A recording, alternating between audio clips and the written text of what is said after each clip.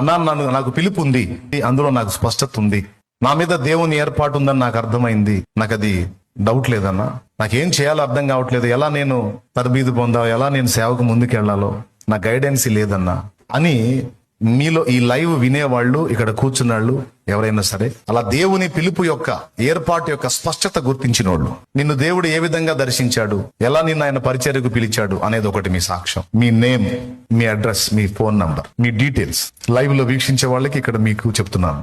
దేవుని సేవా పిలుపు నా మీద ఉంది, ఇన్ని విధాలుగా దేవుడు నన్ను దర్శించాడు, నేను ఆయన పరిచర్య చేయాలి, ఆల్రెడీ కొంత చేస్తున్నాను, నువ్వు చేస్తుంటే చేస్తున్నానని చెప్పు, చేయకపోతే ఇదిగో చేయటానికి నేను సిద్ధమవుతున్నానన్నా అని కూడా చెప్పు. దానిలోనే గ్రంథం, బైబిల్ గ్రంథం ఎన్నిసార్లు చదివావు కూడా రాయి. ఈ విషయాన్ని దృష్టించి ఏర్పాటులో ఉన్నాను, నాకు అది స్పష్టము, పిలుపు స్పష్టం అంటే మీ అడ్రస్, డీటెయిల్స్ ఇవ్వండి. ఎలా నిన్ను దేవుడు దర్శించి మాట్లాడాడో కూడా ఒక ఛాన్స్ ఉంటే, మీరు దూరంలో ఉంటే మెసేజ్ టైప్ చేయొచ్చు, వాయిస్ మెసేజ్ మాట్లాడవచ్చు, మీ డీటెయిల్స్ ఇవ్వచ్చు అండ్ మీ సాక్ష్యం. అంటే మళ్ళీ గంట ప్రసంగం చేయకండి.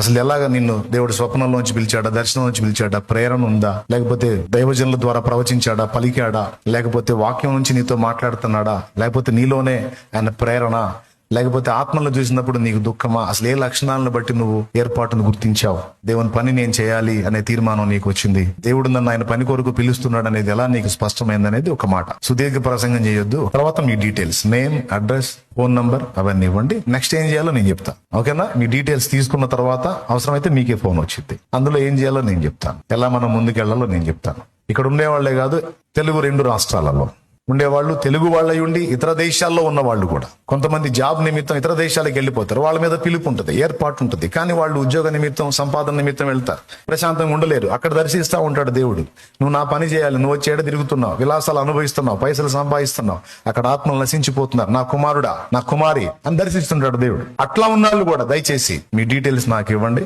వెంటనే నేను మీకు ఫోన్ చేస్తానని చెప్పను, కానీ మీకు సమాచారం పంపేదానికి నేను ఆలోచన చేస్తాను. మీ డీటెయిల్స్ నేను తీసుకుంటాను. తప్పకుండా ఈ విషయంలో మీరు ఎలా ముందుకెళ్లాలో దేవుడు నాకు ఇచ్చిన అవగాహన చొప్పున నేను మిమ్మల్ని నడిపిస్తాను. ఒకవేళ మీరు సేవ చేస్తుంటే లేదా చేయడానికి మొదలు పెడితే ఈ విషయం కూడా రాయండి. మీరు స్వచ్ఛందంగా సేవ చేయాలనుకుంటున్నారా, లేకపోతే శాలేమన్నతో కలిసి తండ్రి సన్నిధి మినిస్ట్రీస్ లో నుంచి నేను పరిచర్య చేయాలనుకుంటున్నాను అంటారా, ఆ వివరాలు కూడా రాయండి. కాబట్టి నేను చెప్తున్నాను, మీకు 10th సర్టిఫికెట్ ఉందా అది మెన్షన్ చేయండి అని నేను చెప్పాలా ఇందాక చెప్పిన ప్రకటనలో. ఎన్ని అడగల, ఎందుకు తెలుసా?